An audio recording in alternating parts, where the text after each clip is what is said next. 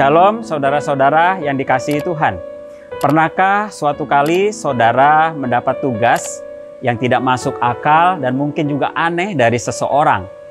Mungkin ada di antara saudara yang pernah mengalaminya. Apa tanggapan saudara? Mungkin saudara akan ragu untuk melakukannya.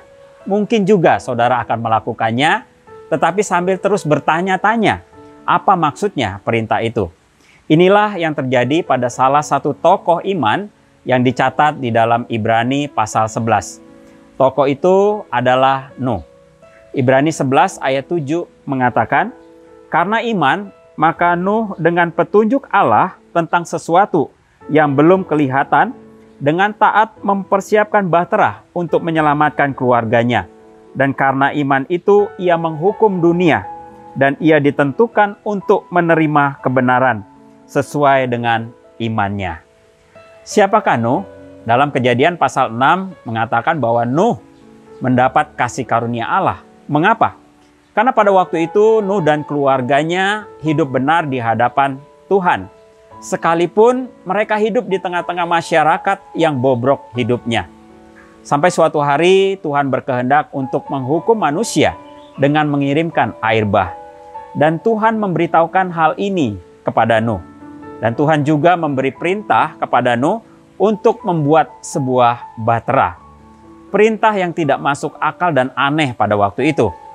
Membangun sebuah bahtera yang super besar, yang harus mampu memuat seluruh keluarganya, beserta sepasang dari segala jenis hewan.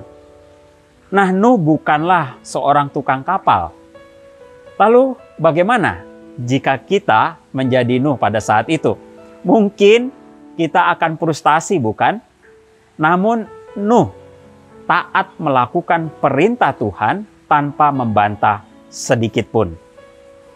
Sebenarnya apa dasarnya Nuh taat melakukan perintah Tuhan? Dalam Ibrani pasal 11 ayat yang ke-7 kita membaca bahwa dasar perbuatan Nuh adalah karena iman.